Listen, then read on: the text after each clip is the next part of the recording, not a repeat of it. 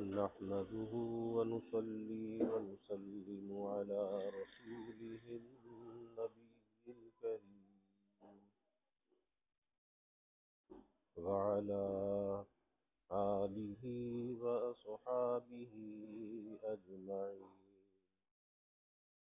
اللهم صل على سيدنا ومولانا محمد وعلى آل سيدنا ومولانا محمد وبارك وسلم صلاة وسلاما كثيرا كثيرا. توفیق الہی اپنے مرشد پاک کی برکت سے حکیم الامت مجدد الملت حضرت تھانوی رحمۃ اللہ علیہ کے مواعظ کا سلسلہ چل رہا ہے. الباب لأولی الالباب کے نام سے حضرت کا یہ بات چل رہا ہے، جس میں بات چل رہی تھی کہ دین کی یا قرآن پاک کی آیات کی اپنے طور پر تفسیر کرنا یہ ایسا ہے جیسے اللہ تعالیٰ پر افتراء کرنا. لِتَفْتَرُوا عَلَى اللَّهِ الْكَذِبَ، کہ جس چیز کو اللہ نے حرام نہیں کہا اس کو حرام کہنا، اور جس کو حلال نہیں کہا اس کو حلال کہنا.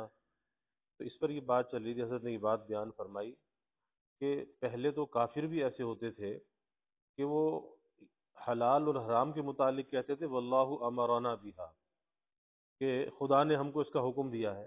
اتنی بات تو کافر بھی جانتے تھے. تو فرماتے ہیں کہ بدون خدا کے حکم کے حلت اور حرمت کا ثبوت نہیں ہو سکتا. مگر افسوس آج کل بعض مسلمان اس خیال کے ہو گئے جو یہ کہتے ہیں کہ خدا تعالیٰ کو دنیاوی کاموں سے کیا تعلق، یعنی ہمارے ذاتی کام ہیں اس میں اللہ کا کیا تعلق، کاروبار ہے تو ذاتی ہے، ملازمت ہے تو ذاتی ہے، اس میں اللہ کو کیا دخل. تو مسلمان یہ بات کہتے ہیں ان میں ہم خود مختار ہیں، جو چاہے کریں. گویا وہ امور دنیاویہ کو خود بخود حلال سمجھتے ہیں. اس عقیدے میں یہ لوگ کفار سے بھی 2 قدم آگے بڑھ گئے. جیسے بعض کفار کی یہ حالت قرآن میں بیان کی گئی کہ دریا میں سوار ہو کر جب طوفان میں مبتلا ہوتے ہیں تو خدا ہی کو پکارتے ہیں، خدا تعالیٰ کے سوا کسی کو نہیں پکارتے. اپنے سب معبودوں کو اس وقت بھول جاتے ہیں. مگر ہم میں سے بعض مسلمانوں کو جہاز میں دیکھا ہے کہ وہ طوفان کے وقت یا غوث اعظم اور یا علی کہتے ہیں وغیرہ وغیرہ. ان ظالموں کا شرک اس وقت بھی دور نہ ہوا جبکہ مشرکین کا شرک زائل ہو جاتا ہے تو یہ ان سے بھی آگے بڑھ گئے.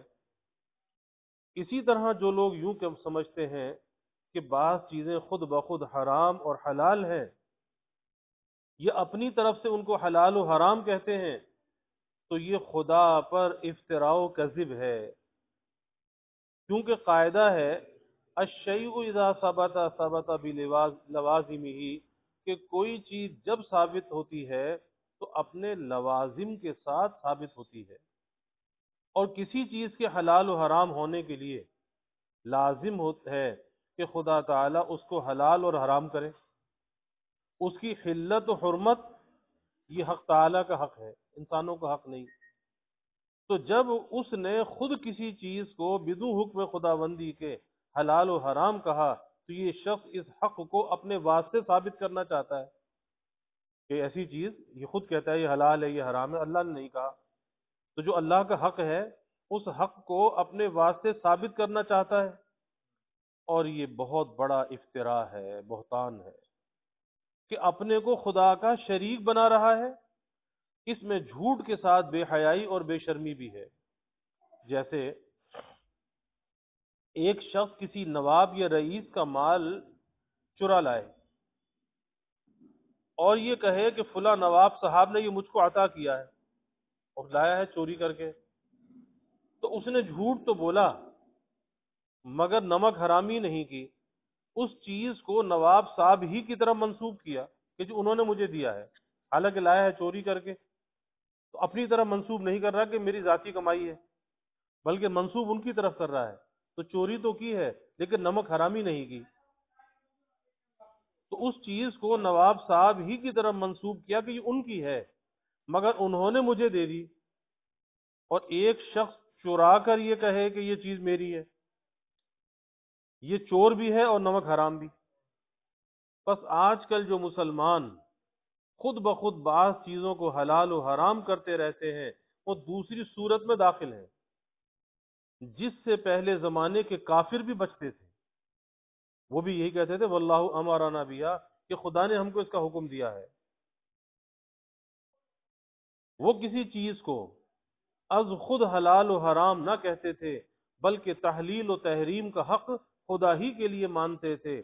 ہاں، ایک دعویٰ جھوٹا کیا کرتے تھے کہ اللہ امرنا بہا، کہ خدا نے ہم کو اس کا حکم دیا ہے، جس کا جواب حق تعالی نے دیا قل ان اللہ لا یأمر بالفحشاء، کہ خدا تعالی فحش اور بے حیائی کا امر نہیں کیا کرتا، اور تم کام تو کرتے ہو یہ فحش اور بے حیائی کے۔ یہ ہرگز خدا کی طرف سے مامور و معزون بہا نہیں ہو سکتے۔ غرض یہ بات ثابت ہو گئی کہ تحلیل و تحریم خدا کا کام ہے، حلال اور حرام کرنا خدا کا کام ہے۔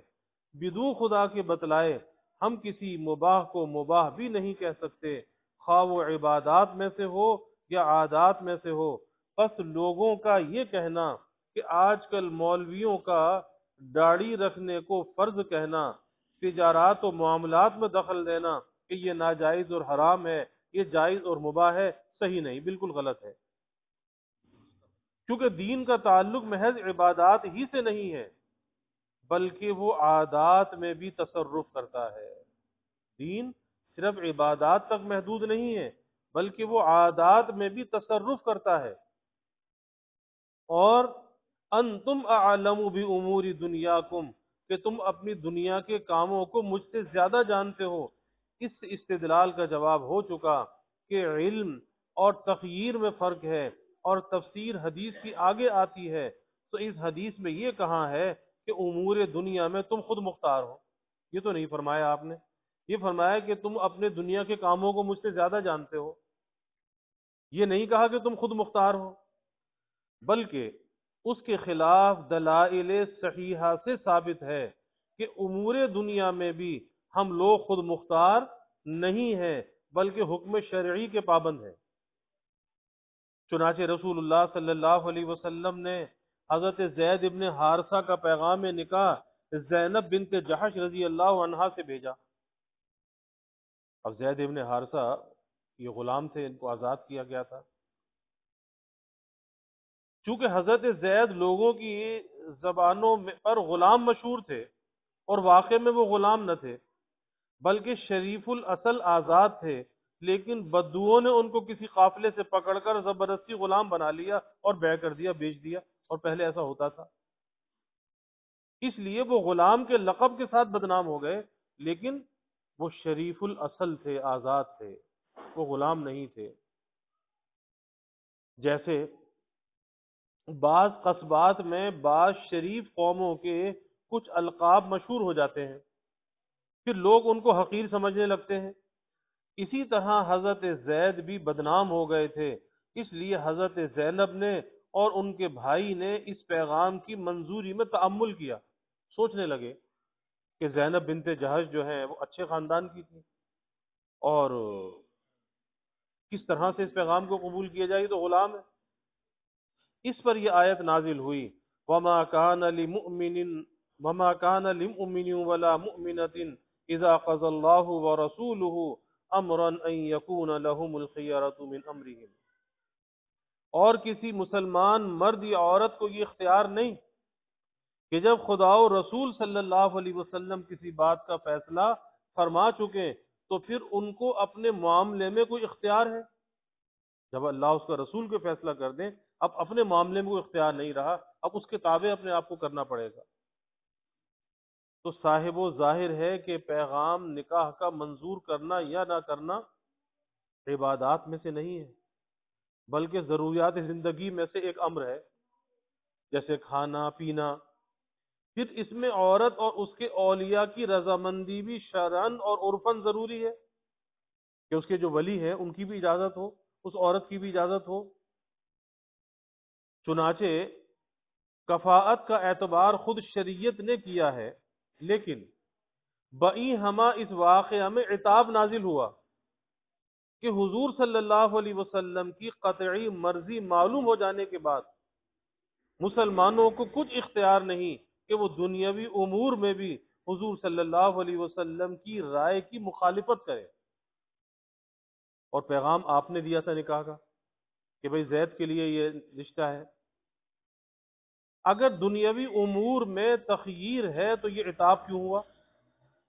اس پر یہ شبہ نہ کیا جائے کہ جب شریعت نے کفاءت کا خود لحاظ ضروری سمجھا ہے تو حضرت زینب اور ان کے بھائی پر اس کے لحاظ سے عتاب کیوں ہوا؟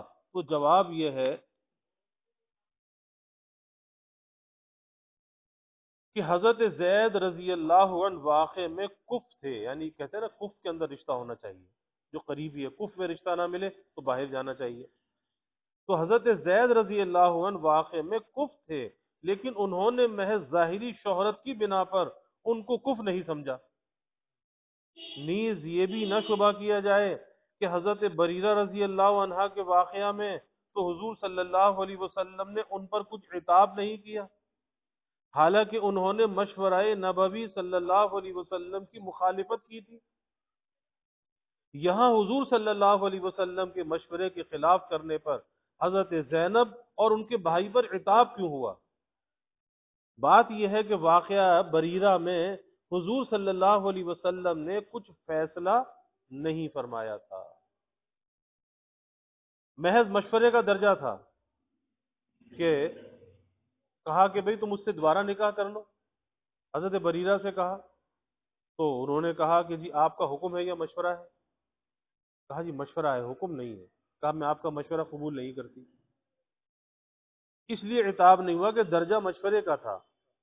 اور یہاں حضور صلی اللہ علیہ وسلم اپنے دل میں یہ بات طے فرما چکے تھے کہ زید کا نکاح زینب سے ہو جائے، اور ان صحابیوں کو بھی قرائن سے اس کا علم ہو گیا تھا، لہٰذا بعد معاملہ طے فرما دینے کے ان کو مخالفت کا حق نہ تھا۔ اب جیسا اللہ کے رسول نے کہہ دیا مان جانا چاہیے تھا۔ اور اس کی دلیل خود قرآن کے الفاظ میں موجود ہے، اذا قضى اللہ ورسولہ امرا، کہ جب اللہ اور اس کا رسول صلی اللہ علیہ وسلم کسی بات کا فیصلہ کر دیں۔ اس سے صاف معلوم ہوتا ہے کہ حضور صلی اللہ علیہ وسلم اپنی طرف سے اس معاملے کو طے فرما چکے تھے۔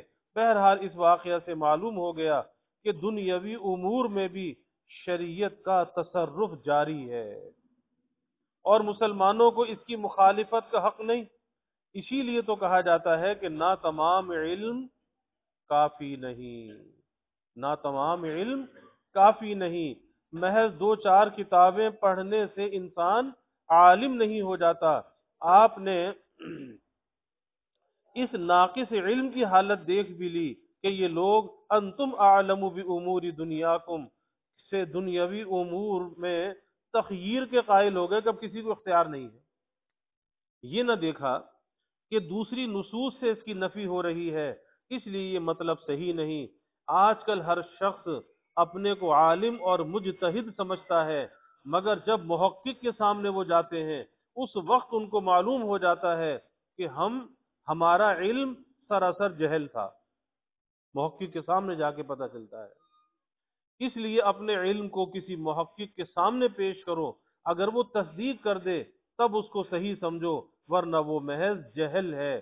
صائب کہتے ہیں بنمائے بصاحب نظر گوہر خود را، عیسیٰ نتواں گشت بتصدیق خرے چند، کہ اپنے جوہر کسی صاحب نظر کو دکھلاؤ۔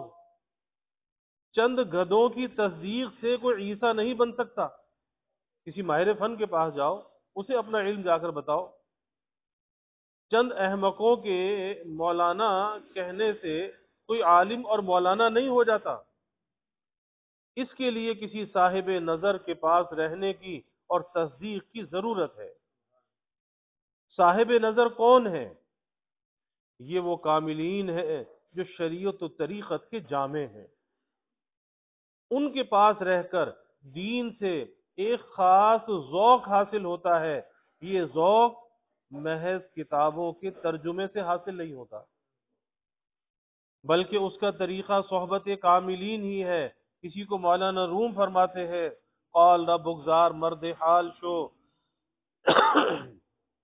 پیش مرد کامل پامال شو، فرماتے ہیں کہ قال کو چھوڑ کر حال پیدا کرو، یہ باتیں بنانا چھوڑو، قال باتیں بنانا، اس قال کو چھوڑ کر حال پیدا کرو، اور یہ اس وقت ہوگا جب کسی اہل اللہ کے قدموں میں جا کر پڑ جاؤ۔ صاحبو، علماء کے اندر بھی سب محقق نہیں ہوتے، بلکہ ان میں سے کوئی کوئی محقق ہوتا ہے، ورنہ اکثر محض کتابی عالم ہوتے ہیں جن کو عبارتوں کا ترجمہ کرنا آتا ہے۔ اور اب تو یہ حالت ہو گئی کہ میزان پڑھنے والے کو بھی مولوی سمجھتے ہیں، اور جو درسیات سے فارغ ہو جائے تو گویا رجسٹری شدہ مولوی ہے، دورے سے فارغ ہو گیا اب رجسٹری لگ گئی اس کے اوپر کہ رجسٹری شدہ مولوی ہے۔ حالانکہ علم صرف اسی کا نام نہیں ہے کہ اس کی پگڑی باندھی ہے سند دے دی، علم صرف اسی کا نام نہیں، بلکہ اس کے بعد ایک علم اور ہے، اس کے بعد ایک علم اور ہے، اس کے بعد آدمی محقق ہوتا ہے۔ علم اور دین کا ذوق، علم اور دین کا ذوق اسی کو عطا ہوتا ہے۔ اور عارف شیرازی فرماتے ہیں نہ ہر کے چہرہ بر افروخ دل بری داند، نہ ہر کے آئینہ دارد سکندری داند،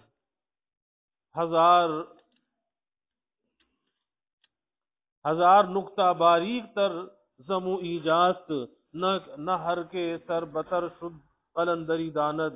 فرماتے ہیں کہ دل بری ہر وہ شخص نہیں جانتا جو چہرے کو چمکا لے، تو میک اپ سے بھی چہرہ چمکا سکتا ہے، تو دل بری ہر وہ شخص نہیں جانتا جو چہرے کو چمکا لے، اور نہ ہر وہ شخص سکندری جانتا ہے جو اپنے پاس آئینہ رکھتا ہے، اسے کیا پتا آئینہ کیسے بنا ہے، کتنی مشقت کے بعد یہ آئینہ تیار ہوا ہے۔ یہاں بال سے زیادہ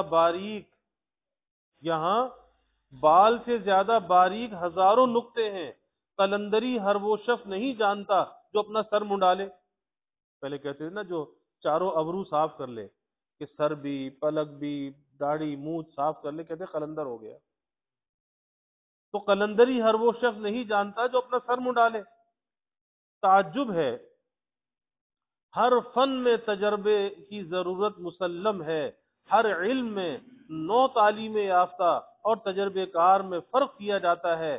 مثلا نجار اور معمار، نجار بڑھئی کو کہتے ہیں، معمار عمارت بنانے والا، تو نجار اور معمار اور طبیب وغیرہ جتنے پرانے تجربے کار ہوں اسی قدر ان کی قدر زیادہ ہوتی ہے، اور نو تعلیم یافتہ کو ان کے برابر ہرگز نہیں سمجھا جاتا۔ حالانکہ کتابیں جتنی نئے طبیب نے پڑھی ہیں اتنی ہی پرانے طبیب نے پڑھی ہیں، اور جو مسائل نجاری کے نئے نجار نے سیکھے ہیں وہی پرانے نے سیکھے ہیں، مگر اس میں ایک بات زیادہ ہے، پرانے میں ایک بات زیادہ ہے، اور وہ کیا ہے؟ تجربہ، کہ پرانے کے پاس تجربہ ہے، نئے کے پاس تجربہ نہیں، اس لیے اس کی قدر و منزلت زیادہ ہے۔ مگر علم دین میں جو لوگ تجربے کی ضرورت ہی نہیں سمجھتے وہ سب کو ایک ہی لکڑی سے ہانکتے ہیں، سب کے ساتھ ایک ہی برتاؤ کرتے ہیں، تو کیا ان کے نزدیک علوم خصیصہ کے مسائل تو باریک باریک ہیں اور شریعت ہی کے مسئلے موٹے موٹے ہیں؟ افسوس ان لوگوں کو شریعت کی حقیقت معلوم نہیں۔ دیکھیے طب کی کتابوں میں ہر مرض کی دوا لکھی ہوئی ہے، جن کو دیکھ کر ہر شخص بتلا سکتا ہے کہ اس مرض کی یہ دوا ہے، مگر طبیب کی ضرورت پھر بھی ہوتی ہے، طبیب کی ضرورت پھر بھی ہوتی ہے، کیونکہ یہ تشخیص کون کرے گا؟ دوا تو موجود ہے، لکھی ہوئی ہے، نسخے موجود ہیں، مگر تشخیص کون کرے گا کہ اس شخص کو فلاں مرض ہے اور فلاں مرض نہیں ہے؟ اسی کی تشخیص کے لیے اطباء کی خوشامد کی جاتی ہے، ورنہ علاج کر دینا کیا مشکل ہے؟ اصل تو تشخیص ہے نا، جب صحیح تشخیص ہوگی تو علاج بھی صحیح ہوگا، تشخیص صحیح ہوگی تو تجویز صحیح ہوگی۔ اسی طرح شریعت میں بھی تمام امراض روحانیہ کا علاج موجود ہے، مگر طبیب روحانی کی ضرورت اس لیے ہے تاکہ یہ تشخیص ہو کہ آپ کے اندر مرض کیا ہے۔ نیز جس طرح اطباء کو پہلے زمانے کے نسخوں میں اجتہاد کرنا پڑتا تھا، کیونکہ وہ آج کل کے مزاجوں کے مافق نہیں، ہر زمانے کے اندر انسانوں کے مزاج بدلتے ہیں، اور مزاج کے اعتبار سے پھر علاج کے اجزاء بھی بدلتے ہیں۔ تو پہلے زمانے میں کیا تھا کہ نسخے تو کتابوں میں لکھے ہیں، لیکن طبیب اس پہ اجتہاد کرتا تھا، کسی چیز کو گھٹا دیا، کسی کو بڑھا دیا، کسی کو کم کر دیا، کسی کو زیادہ کر دیا، کیونکہ وہ آج کل کے مزاجوں کے موافق نہیں۔ اب کتاب تو لکھی ہے 500 برس پہلے کی، آج کے مزاج تو بدل گئے، آج کی خوراکیں بدل گئیں۔ اسی طرح اطباء روحانی کو بھی اس کی ضرورت پیش آتی ہے، تو یہ کام ہر عالم تو نہیں کر سکتا، یہ تو بڑا ہی تجربے کار کر سکتا ہے۔ اگر نہ تجربے کار یہ کام کرنے لگے تو وہ ضرور مخلوق کو تباہ کرے گا۔ چنانچہ ہماری طرف ایک طبیب ہیں جو باقاعدہ طب پڑھے ہوئے نہیں ہیں، نہ کسی کے پاس رہ کر مطب کیا، لیکن وہ علاج کرتے ہیں، اور علاج کا طریقہ یہ ہے کہ مریض سے کہہ دیتے ہیں کہ پہلے کسی ہوشیار طبیب سے مرض کی تشخیص کرا لاؤ، کسی ہوشیار طبیب کے پاس جاؤ اور اس سے مرض کی تشخیص کرا لاؤ، علاج میں کر دوں گا۔ جب مریض کسی حکیم سے تشخیص کرا لاتا ہے تو وہ کتاب دیکھ کر علاج کر دیتے ہیں۔ اگر کہیں مریض کو نقصان ہوا تو وہ یہ کہہ کر الگ ہو جاتے ہیں کہ صاحب فلاں حکیم نے تشخیص میں غلطی کی ہوگی، باقی میں نے تو اسی مرض کا علاج کیا جو اس نے بتایا تھا، باقاعدہ علاج کیا ہے، تو انہوں نے تشخیص کیا تھا۔ بھلا یہ بھی کوئی جواب ہے؟ جو شخص مرض کی تشخیص نہیں کر سکتا وہ علاج کیسے کر سکتا ہے؟ دوسرے کی تشخیص سے آپ کو مزاج کا درجہ اور تغیر اخلاق کی کیفیت کیسے معلوم ہوگی؟ اندر کی جو خلطیں ہیں، اب ان خلطوں کے اندر کیا کیا کیا تغیر ہے؟ چار چیزیں ہیں، چار خلطیں ہیں انسان کے اندر، خون ہے، بلغم ہے، سودا ہے، صفرا ہے، ابھی چار خلطیں ہیں۔ اس کے اندر کوئی تبدیلی ہوتی ہے تو انسان کے اندر بیماری آتی ہے، اور چاروں خلطوں کے اندر اعتدال ہو آدمی صحت مند ہوتا ہے۔ تو جو خلط جو ہے جس میں کمی زیادتی ہوتی ہے وہ نفس پہ ہاتھ رکھ کر پہچانتا ہے، اس کی انگلیاں اسے ڈھونڈ لیتی ہیں کہ آخر کس چیز کے اندر کمی ہے، کس میں زیادتی ہے۔ تو فرمایا کہ دوسرے کی تشخیص سے آپ کو مزاج کا درجہ، کہ مزاج کیا ہے، اور تغیر اخلاق کی کیفیت کیسے معلوم ہوگی، اور جب یہ معلوم نہیں تو آپ نسخے میں اس کی رعایت کیسے کریں گے؟ جب اس کی رعایت نہ ہوگی تو مریض کو نفع کیسے ہوگا؟ مگر آج کل ہر شخص مجتہد بنا ہوا ہے، جو جی میں آتا ہے کرتے ہیں۔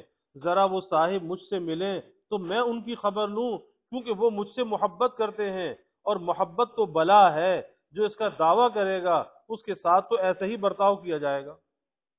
ہاں کوئی محبت کا دعویٰ نہ کرے تو میں اس سے خاص خطاب نہیں کرتا، لیکن جو محبت کا دعویٰ کرے اس کی تو پھر اصلاح کی جائے گی، اس کو تو غلطی بتائی جائے گی۔